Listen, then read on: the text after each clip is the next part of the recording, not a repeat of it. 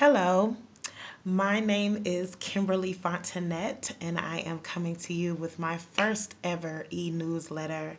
I will tell you a little bit about myself before I move forward. I am from Houston, Texas. I now reside in Atlanta, Georgia, and I am a manager over a ministry called Kymestri LLC. That's Kymestri. The ministry is fairly new. We've been not in operation yet for 2 years. We're almost at our 2 year mark.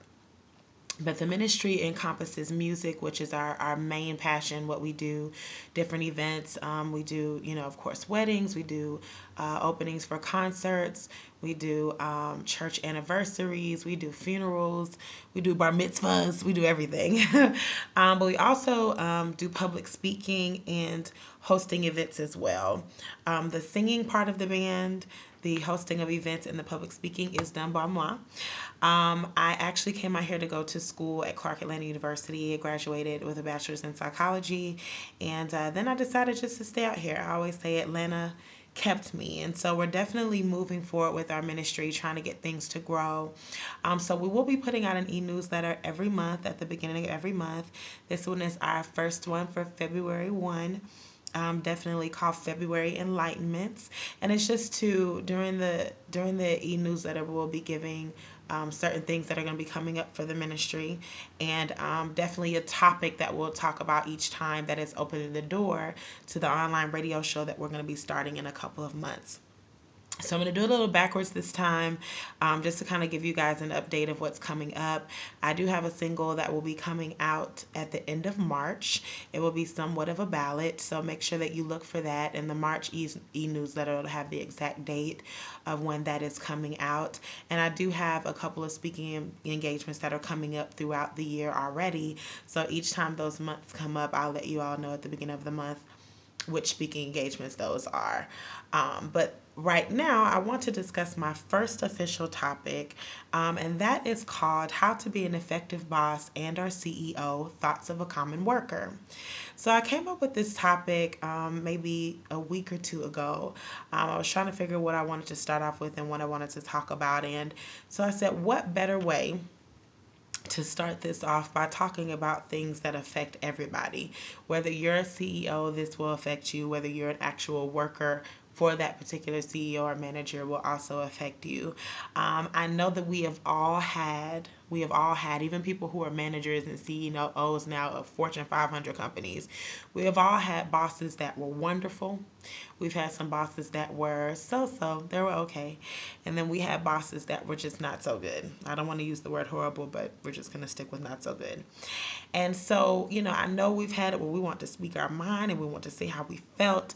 And so I'm kind of here to speak your mind for you, and also to just give some owners and some CEOs thoughts of people that actually have worked for you, and maybe what can help them feel better about coming to work every day and you feeling better about them actually being at work every day.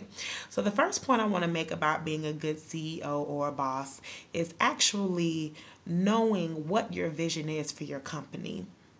A lot of the times, it's hard for businesses and ministries to be successful because you're changing directions every week. Every month is something different. You have to find out and ask yourself, what is my purpose?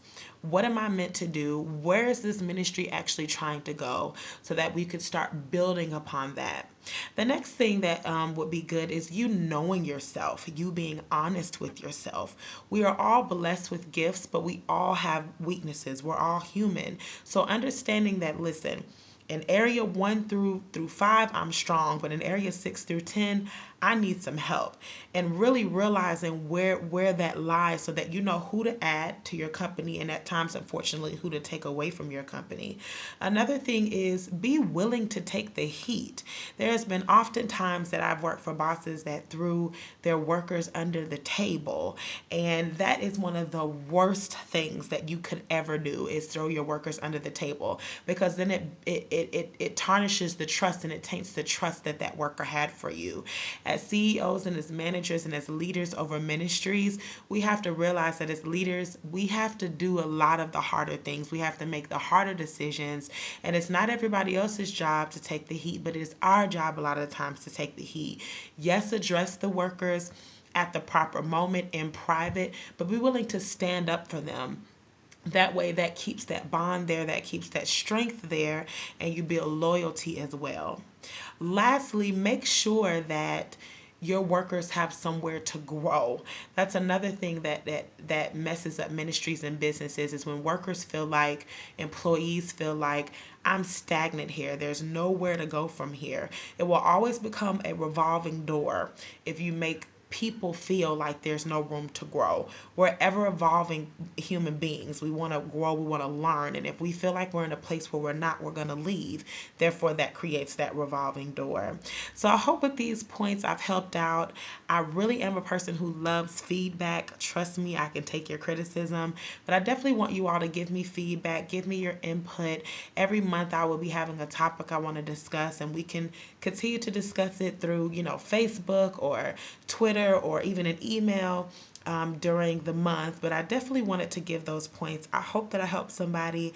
I really hope that you will have a wonderful, loving, loving, loving February, and I will talk to you very soon. Oh, before I go, make sure that you stop by my page on Facebook, my Kymestri page. It's KYMESTRI. And on Instagram and Twitter, you can follow me at KFontenetteIAM. Thank you for tuning in, and have a good one. Bye-bye.